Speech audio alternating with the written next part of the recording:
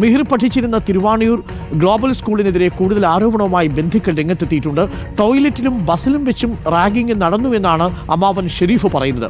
മിഹിർ മുഹമ്മദിനോട് കുറ്റവാളിയെപ്പോലെ പെരുമാറി ബാസ്കറ്റ്ബോൾ ടീമിൽ നിന്ന് മിഹിറിനെ ഒഴിവാക്കിയത് കടുത്ത മാനസിക സമ്മർദ്ദത്തിനിടയാക്കിയെന്നും justice for Mihir forum delete ചെയ്തതിൽ സംശയമുണ്ടെന്നും അമ്മാവനായ ഷെരീഫ് നമ്മളോട് പറഞ്ഞു. ഷെരീഫിന്റെ വാക്കുകൾ കൂടി ഒന്ന് കേട്ടുവരാം.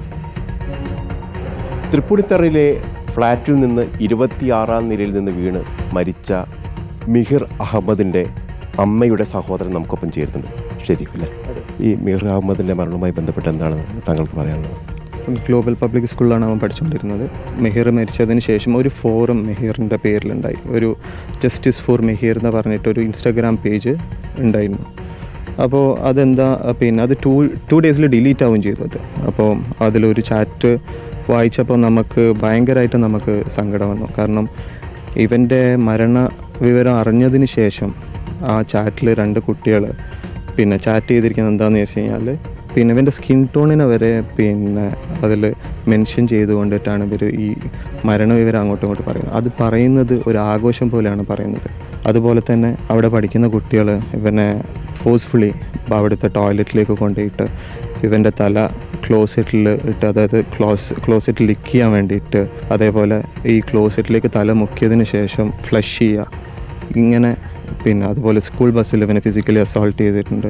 അപ്പോൾ ഇങ്ങനത്തെ ഇഷ്യൂസൊക്കെ നമ്മൾ പിന്നീടാണ് നമ്മൾ അറിഞ്ഞത്. പ്രധാനമായും ജെംസ് സ്കൂളുമായി ബന്ധപ്പെട്ട് ഒരു കത്ത് കൂടി പുറത്തു വന്നിട്ടുണ്ട് ഉമ്മയുടെ, അതായത് താങ്കളുടെ സഹോദരി രജനയുടെ. ആ കത്തിൽ തന്നെ ആ സ്കൂളിൽ സംഭവിച്ച ചില കാര്യങ്ങളൊക്കെ പറയുന്നുണ്ട്. എന്തുകൊണ്ടാണ് അവിടുന്ന് ആ സ്കൂളിൽ നിന്ന് മാറ്റേണ്ടി വരുന്നൊരു സാഹചര്യം ഉണ്ടായത്? അതായത് ജെംസ് സ്കൂളിൽ മിഹിർ ഒരു മിസ്കണ്ടക്ട് കാരണം സസ്പെൻഡ് ചെയ്യപ്പെട്ടിട്ടുണ്ടായിരുന്നു. അങ്ങനെ ഒരു 1 വീക്കാണ് സസ്പെൻഷൻ ടൈം ഉണ്ടായിരുന്നത്. അപ്പോൾ 1 വീക്ക് ടൈമിൽ സസ്പെൻഷൻ കഴിഞ്ഞു. ഇവൻ സ്കൂളിലേക്ക് തിരിച്ചു പോയ ടൈമിൽ ഇവന് വാഷ്റൂമിലേക്ക് പോകുമ്പോൾ, അതായത് 2 എക്സാം ഉണ്ടായിരുന്നു. ആ 2 എക്സാമിൻ്റെ ടൈം പീരീഡിൽ ഇടയിലുള്ള ടൈമിൽ ഇവൻ വാഷ്റൂമിലേക്ക് പോകുമ്പോൾ ഇവനെ അവിടെയുള്ളൊരു ഗാർഡിൻ്റെ കൂടെയാണ് ഇവനെ വിട്ടിട്ടുള്ളത്. അതായത് നമ്മൾ മനസ്സിലാക്കിയത് ഒരു കുറ്റവാളിയെ എങ്ങനെ ആണോ ട്രീറ്റ് ചെയ്യുക, അതുപോലെയാണ് ഇവനെ ട്രീറ്റ് ചെയ്യുക. ആ ഒരു സംഭവം ഇവനെ വളരെ തളർത്തിയിട്ടുണ്ടായിരുന്നു. ഇവനെ വളരെയധികം ഇവനെ ഡിപ്രഷനിലേക്ക് ആക്കിയിട്ടുണ്ടായിരുന്നു. അതായത് ഈ ഇൻസിഡൻറ്റ് നടക്കുമ്പോൾ ഇവനെ ഓരോ ദിവസവും വീട്ടിൽ വന്നിട്ട് കരയുണ്ടായിരുന്നു. പുതിയ സ്കൂളിലേക്ക് വന്നപ്പോൾ സ്വഭാവത്തിൽ ഏതെങ്കിലും മാറ്റങ്ങൾ വന്നിരുന്നോ, പ്രകടമായ മാറ്റങ്ങൾ? അതായത് ഈ സ്കൂൾ മാറിയത് ഭയങ്കരമായിട്ട് ഇവൻ എഫക്റ്റ് ചെയ്തിട്ടുണ്ടായിരുന്നു. കാരണം ബാസ്കറ്റ്ബോൾ ഇവൻ്റെ ഭയങ്കര ഇഷ്ടപ്പെട്ട സ്പോർട്ടായിരുന്നു. ആ ബാസ്കറ്റ്ബോൾ ടീമിൽ നിന്ന് ഇവൻ ഔട്ടായതിൽ ഇവർക്ക് ഭയങ്കര സങ്കടം ഉണ്ടായിരുന്നു. അപ്പോൾ ഇത്തരത്തിൽ പരാതി കൊടുക്കാനുള്ള കാരണം പോലീസിൻ്റെ അന്വേഷണം തൃപ്തികരമല്ല എന്നതുകൊണ്ടാണോ? അല്ല, പോലീസ് വളരെ സപ്പോർട്ടീവാണ്. നമ്മൾ ഈ കാര്യത്തിൽ പോലീസ് വളരെ സപ്പോർട്ടീവാണ്.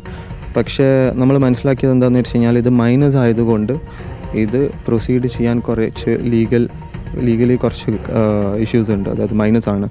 അപ്പോൾ അതെങ്ങനെ ഹാൻഡിൽ ചെയ്യും എന്നുള്ളതാണ് ഇപ്പം അവർ നോക്കുന്നത്. എന്നാലും ഇത് സംബന്ധിച്ച് അന്വേഷണം നടത്തേണ്ടതുണ്ട്. വീഡിയോ ജേർണലിസ്റ്റ് വിനീഷ് ഒളവണിക്കൊപ്പം reporter K Abhilash, in reporter, Kozhikode.